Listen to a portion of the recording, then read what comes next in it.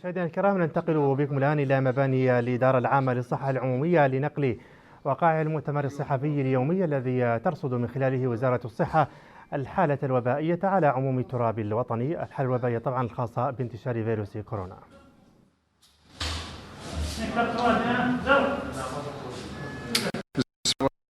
والصلاة والسلام على أشرف المرسلين.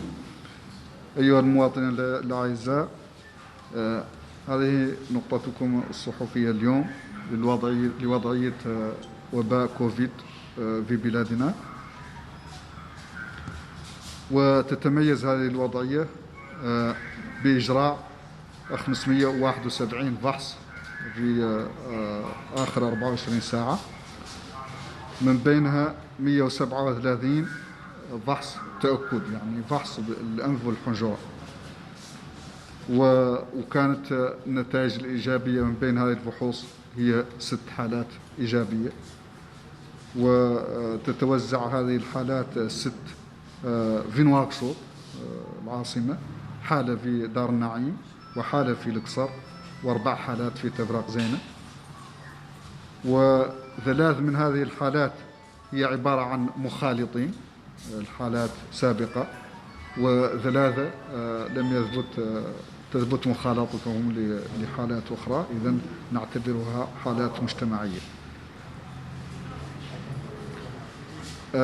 أما بالنسبة لتوزيع الفحص على مستوى ولايات الداخل، فهناك 502 فحص، يعني 508 فحوص تم إجراؤها في نواكشوط، من بينها 6 إيجابية. هناك فحص واحد في مدينة في ولاية الحوض الشرقي، 3 فحوص في أدرار، 1 من البراكنة، و6 من نواذيبو، و52 من ترارزة.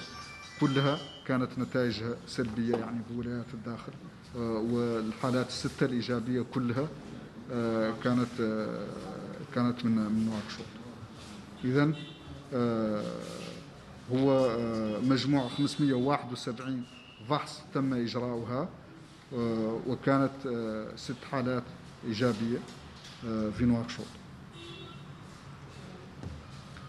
أما بالنسبة لحاملي الفيروس، فوصل عددهم 268 حالة منذ بداية الأزمة، ومن بين هذا العدد 15 حالات شفاء، 13 حالات وفاة، و240 حالات 240 ما زالت تحت الرعاية.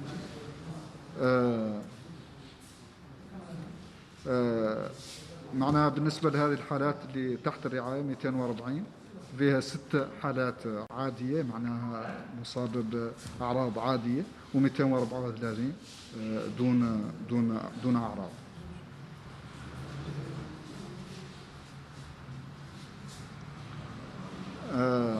Bonjour chers citoyens, bienvenue à votre point de presse sur la situation de l'épidémie du Covid de ce jour, le 26 mai. Donc cette situation qui se caractérise par la réalisation de 571 tests durant les dernières 24 heures, dont 137 tests de confirmation à travers un prélèvement nasopharyngé.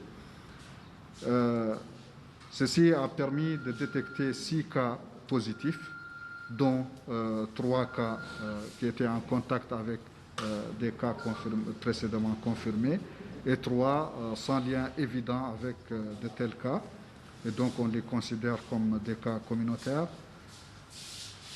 Ces cas se répartissent, ils ont tous été enregistrés à Nouakchott et se répartissent ainsi qu'il suit: un cas à Dar Naïm, 1 au Ksar et 4 cas à Tevrak Zain. Pour ce qui est de la répartition des tests réalisés, alors on en a réalisé 508 à Nouakchott, dont les 6 positifs. On en a réalisé également quelques 63 autres tests, 1 au Hod Sharqi, 1 à Nadrar, 1 au Brakna, plutôt 3 à Nadrar, 1 au Brakna, 6 à Nouadhibou et 52 au Trarza. Bien entendu, les tests qui ont été réalisés à l'intérieur du pays sont tous revenus négatifs. Pour ce qui est des cas de porteurs de virus ou des cas de maladies par le Covid, alors nous en sommes aujourd'hui à 268 cas, dont 15 guérisons, 13 décès et 240 cas suivis. Parmi les 240 cas suivis, 6 cas simples et 234 cas asymptomatiques.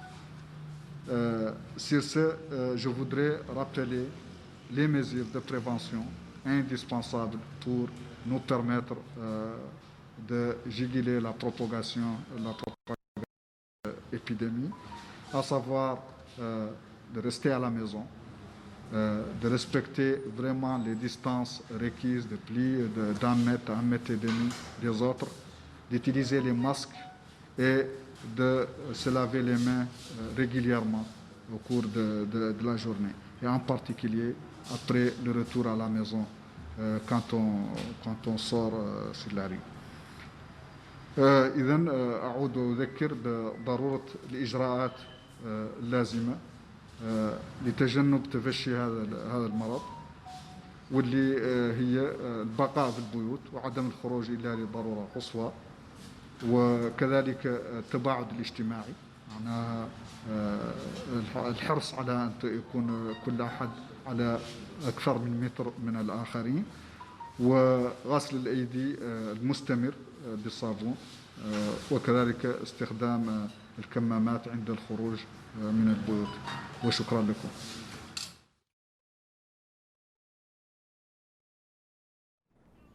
إذن المؤتمر الصحفي اليومي الذي تعقده وزارة الصحة لتسليط الضوء على الحالة الوبائية في موريتانيا، الحصيلة اليوم هي 6 حالات إصابة بفيروس كورونا المستجد تم تسجيلها جميعا في العاصمة نواكشوط، حالة في دار النعيم، حالة في الإقصر، و4 حالات في مقاطعة تفرغ زينة.